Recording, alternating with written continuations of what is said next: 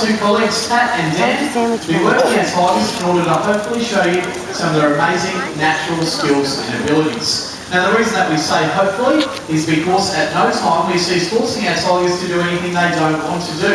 Instead, we'll simply encourage the cats throughout the presentation using some of their favourite food and treat rewards. And today these rewards consist of a piece of horse and chicken meat, as well as full cream milk and some frozen milk cubes. Now support or encouragement is something that you all out there can also help us with. We've noticed the louder our audience is, the more motivated our tigers seemingly become.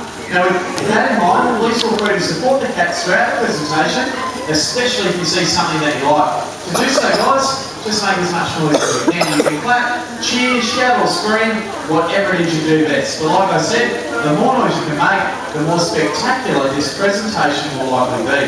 Now we have a total of 6 adult tigers that frequent the island throughout the day. And despite the very obvious differences in their colours and markings, they are all native to India and they are all known as Bengal tigers. Now joining us for this presentation, we of course have 2 of our magnificent Bengal tigers. Starting on my right hand side with Pat, you can see Sultan. Now Sultan over there is a 12-year-old male Bengal tiger and he was born right here at Dreamworld. Now Sultan is also our largest tiger that we have, currently weighing 210 kilos, a very big boy. Now over here on my left hand side with Dan is Sultan's father Mohan, 16 years of age and was born in the United States. Now Mohan here is the result of a recessive gene both of his parents carry, which causes him to lack pigment. Now he's not an albino. Mohan over there is basically a blonde-haired, blue-eyed tiger.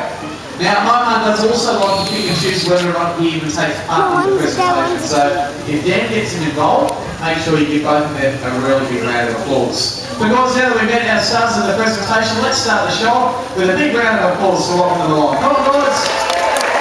That's the way. Let's hear it for Mohan and Sultan and our handlers as well. Now like I said guys, your support is very important throughout the presentation. If you do see something that you like, don't be afraid to do it. Just something to give our tigers a nice big round of applause. Now the first group of behaviours that we would like to demonstrate for you all involve milk as a reward. The first one of these is very simple to start things off with, and it's what we like to call a sit-up. There goes Sultan and Mohan. Let's give both a big round of applause. A very good start to the show. Now apart from just looking terribly cute, this is also a very natural behaviour. Now from this position, a tiger gains a distinct height advantage. This enables them to spot their prey long distances whilst remaining unprotected by the cover of tall grass. Now if you didn't know, tigers are solitary as well as territorial animals. So in order for them to communicate with other tigers in the wild, they will leave scent markings all throughout their territory. By sitting up, as Sultan is still demonstrating, that Sultan will be able to access scent markings that ordinarily will be out of reach from all paws. It's also a very good indication of their size. You notice Sultan there is just as tall as Pat in that position. Be aware our tigers are capable of stretching out a little further, and to demonstrate, we'll move them into this next position, one that we call a rise. So let's give Pat and Sultan a big round of applause. Great work there, right on top of the platform, very impressive stuff. And Mohan has decided it's all a little bit too hard, but Dan's going to consist with it and hopefully get him involved. Now this rise behaviour is another natural behaviour. It's something you might typically see a tiger performing on the side of a tree.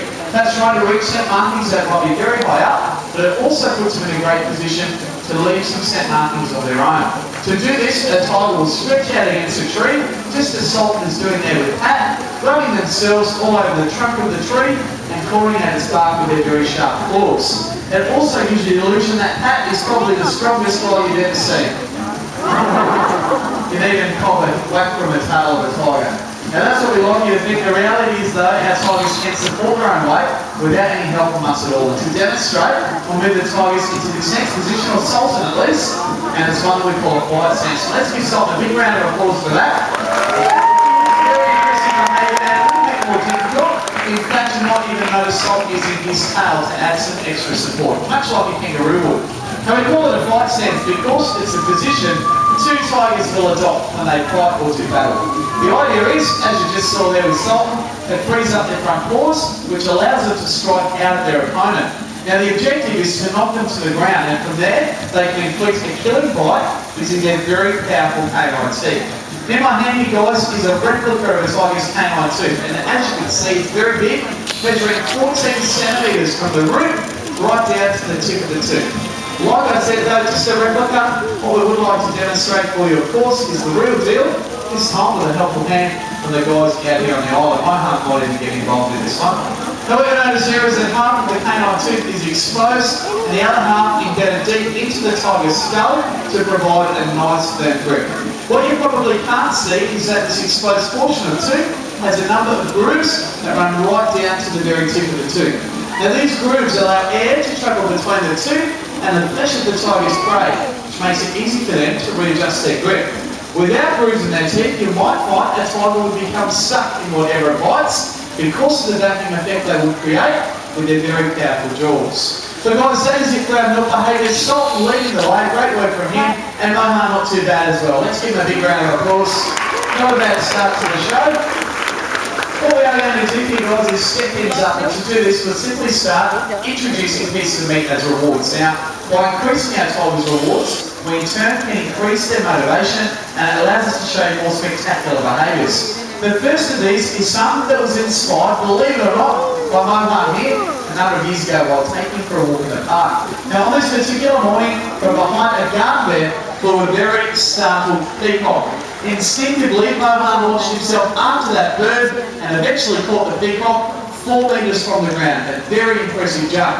Equally impressive though was our tiger handler at the time.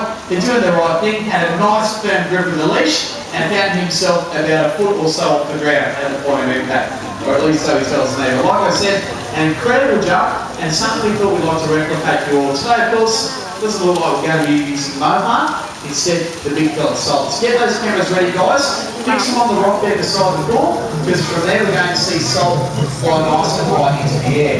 Now, as you can see, he's got a huge run up here. He'll generate a bit of speed, and hopefully we can launch him high into the air. Here he goes. Great jump there from Salt. Guys, give him a big round of applause for that one. Now that jump there definitely highlighting the tiger's ability to not only jump great heights, but also jump great lengths or distances as well. Where tigers are capable of distance jumps of 6 metres. Now the length out here on Tiger Island between our logs and our platforms is only 3 metres. And today, our best jumper Mohan is going to make some short work of this group of jumps. Check it out, guys. Get those cameras ready. Blink and you'll miss it. Mohan for a long time. Almost from a standstill. Here we go, guys. We'll give that another go here. As I said earlier, guys, you can't guarantee it's all going to work out here. Mohan, though, as I said, our best jumper, and this is no hard task for him. This time we're going to see a nice big jump from log to log. Here he goes on the ground, and then he's going to take him up the back there, have a little talk to it. We'll see if we get Salt and gold. Want to get Salt and gold, Pat? What do you think, guys? Can Salt do a better job than his dad? Yeah! Alright, so let's see how Salt goes. Now, Salt's not quite as good a jumper as his dad. We should make his way across the platforms. There he goes, up the logs. This tricky one here. Great work from Salt. Give him a big round of applause. And that's going to take him back a few more times. This time, I'll ask you to focus on Salt's tail. Not only will he use it to maintain balance and stability, but also to generate momentum. Oh, it must be broken, that one. To generate momentum when jumping. To do this, he flips it over his back when he jumps, and you can see that added weight going forward makes jumps like these pretty simple for a 200 kilo plus tiger. Alright guys, cameras ready, we're going to take him across the platforms and hopefully launch him into the air. Here he goes, into the air. Good boy, Salt, guys, give him a big round of applause. Not a bad little jump there. Definitely showing up his dad that time, hey Pat. Yeah. Alright guys, what we're going to do now is slow things down a little bit. We're going to show you unload behaviour. So, what's up there?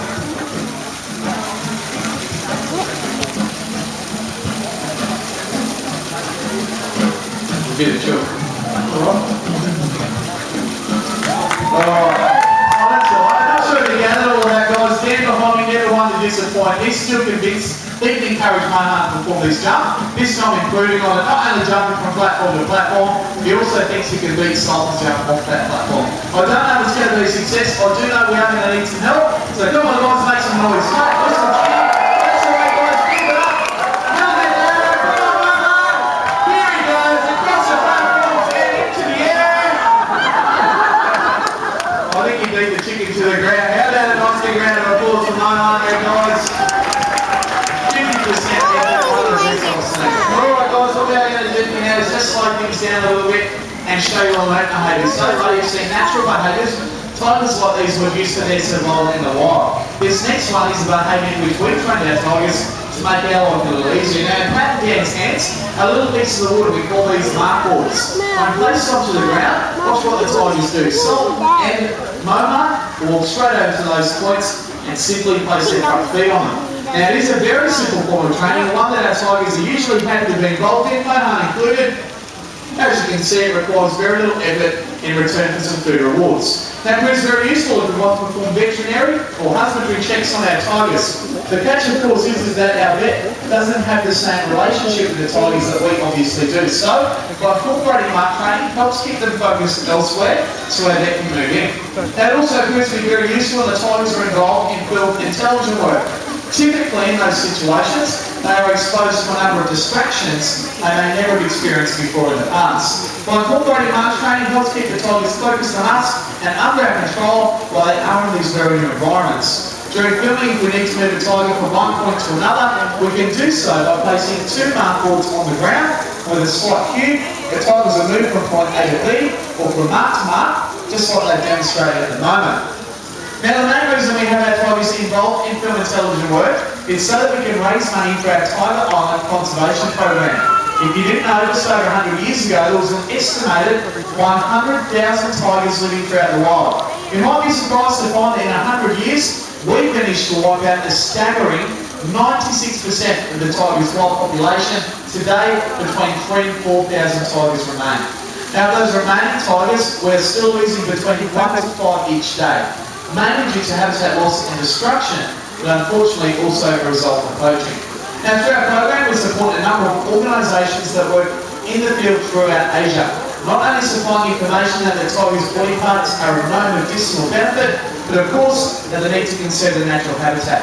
As you can imagine, it's work we're very proud of, and work that some of you out there might also like to help us with. You guys, you certainly can. Now, if you spin around and have a look at the wall leading up to the Bengal Tea House, you notice beside the stairs there is a very large sign that says "Extinction is Forever." Now, beside that sign is our donation box, and through it, we invite you to make a contribution to our program.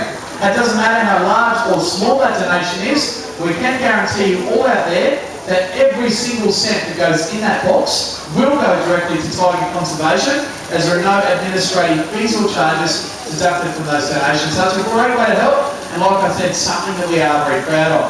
Now, something else we are quite devoted to is showing all of our guests out there amazing natural tiger behaviours. And folks, with that in mind, who out there would like to see Sultan climb a tree? About half of you. Come on, guys, who wants to see a tiger climb a tree? That's all right. All right, folks, most information that we found in regards to tigers and tree climbing tells us they are pronounced for this behaviour, and it's believed tigers like Sultan are just too big to support their weight using only their claws. Well, today, we're going to show you they can climb trees and hopefully demonstrate they're very good at it as well. Sultan, you won't mess around. You'll be up near the top in about 3 strides. Cameras ready. 1, 2, 3. And we don't take Sultan to the very top of our pole. The reason is for the way in which he comes back down. But let's give him a big round of applause. A very good tree climb for Sultan. And always remind us if we ever get chased by a tiger, then don't climb a tree. Now, guys, we've been a fantastic crowd this afternoon, and we've got one more behaviour for you before you go. Now, earlier, we saw a pretty good jump from Sultan over here. What we'd like to do is step things up by also including his lackluster father, Momo, and we're going to try to get both of our tigers high into the air at once. For this to be a success, we require your participation one last time to help coordinate the jump. Now, I'm going to count to 3. When I count to 3, I want everyone out there to yell the word jump as loud as you possibly can. We are going to have rehearsal, guys. Voices ready. 1, 2, 3. Jump! Very good. We should see a great jump from the tigers without a amount of noise. Sultan's the one to watch. Momo capable of jumping though. Let's see how they go. Voices ready. 1, 2, 3. Good one from Sultan. Really landing on Pat Knight, and Momo just casually walking off the logs and getting a piece of chicken. Let's give another big round of applause. Keep the cameras on. We'll throw around some extra meat for Sultan. Just let you know that he's done a great job. But we'd also like to thank you for all the help you've given us as well. Unfortunately, guys, that is it for our first tiger presentation today. Please, when you go, don't forget about our donation box over there, but ensure you have a great day here at Dreamworld, and bye for now.